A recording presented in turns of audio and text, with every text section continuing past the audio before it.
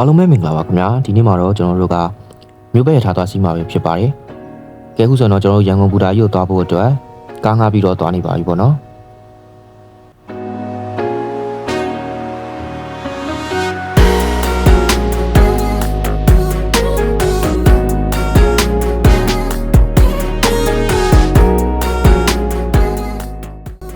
ကဲခုဆိုရင်တော့ကျွန်တော်ရန်ကုန်ဘူတာကြီးကိုရောက်ပါပြီ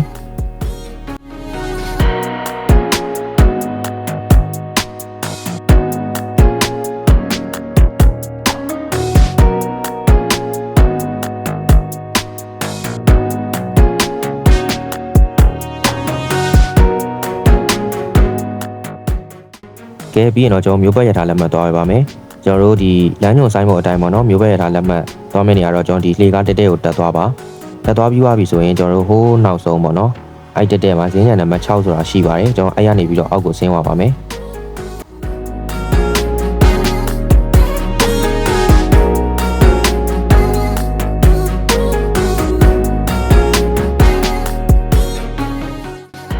ကျွန်တော်တို့မျိုးပတ်ရထားလက်မှတ်ဝယ်ပါမယ်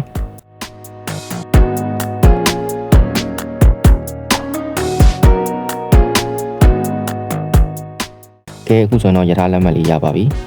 ယထာက4ယောက်စာပေါ့နော်တစ်ယောက်ကို800ပေးရပါတယ်မျိုးပတ်ယထာကဲအခုဆိုတော့ကျွန်တော်တို့ယထာပေါ်စားရောက်ပါပြီအဲ့တော့ကျွန်တော်ဟိုကြီးတီကြီးဟိုရိုက်တီရိုက်လေးပေါ့ဗျာကျွန်တော်စီမယထာရဲ့မော်တွေက RBE ပဲဖြစ်ပါတယ်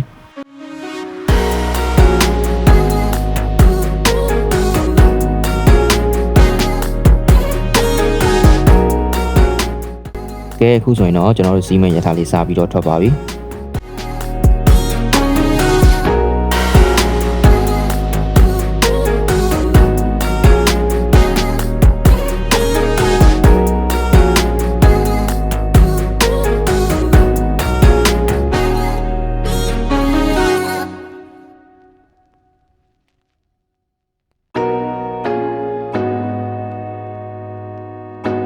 ဒါကတော့ကျွန်တော်တို့စီးရဲ့ရထားရဲ့အတွင်းကန်းလေးပဲဖြစ်ပါတယ်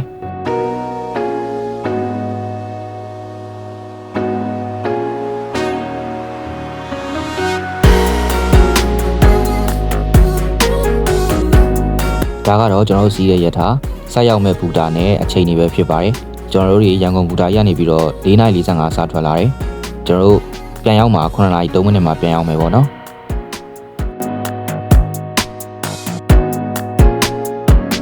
မျိုးပတ်ရထားကတနေ့ကို9ချိန်ထွက်ပါတယ်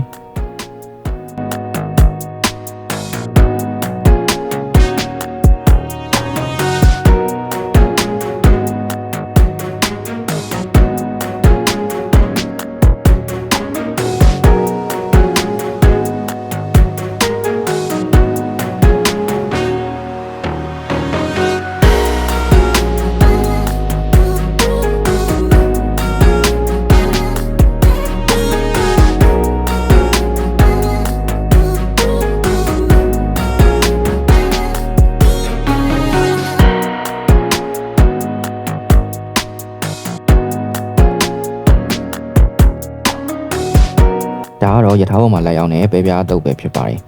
တပွဲတော့1000ပေးရတယ်အရသာလေးကတော့မစိုးဘူးပေါ့နော်တော်တော်လေးတော့အဆင်ပြေပါတယ်ဒီတရတီးတုပ်လေးကလေး1000ပါဒါလေးလည်းမစိုးပါဘူး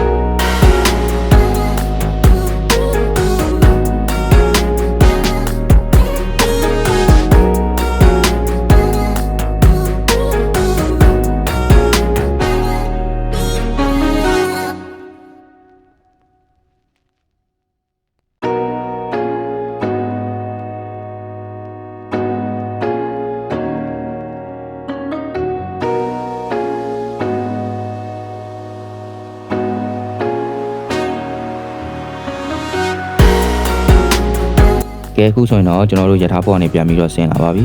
မိုးလဲချုပ်နေပြီဖြစ်တဲ့အတွက်ကြောင့်မို့လို့ကျွန်တော်တို့ရန်ကုန်ဘူတာကြီးထိတော့လိုက်ပြီးတော့မစီးတော့ဘူးပစုံတော်မှတ်တိုင်မှာပဲเนาะပစုံတော်ဘူတာမှာပဲကျွန်တော်တို့ဆင်းပြီးတော့ နေခဲ့ပါတယ်ခုဆိုတော့ကျွန်တော်တို့အိမ်ကိုပြန်နေပါပြီကျွန်တော်ရဲ့ဒီ blog လေးကိုအဆုံးထိလိုက်ကြည့်ပေးတဲ့အတွက်တူတူတယောက်ချင်းစီတိုင်းကိုကျေးဇူးအများကြီးတင်ပါတယ်ခင်ဗျနောက်ထပ်ဒီထက်ကောင်းမွန်တဲ့ blog လေးတွေကိုတင်ဆက်နိုင်အောင်အများကြီးစူးစမ်းတင်ဆက်ပေးတော့ပါမယ်ခင်ဗျအားလုံးပဲတတ်တာပါ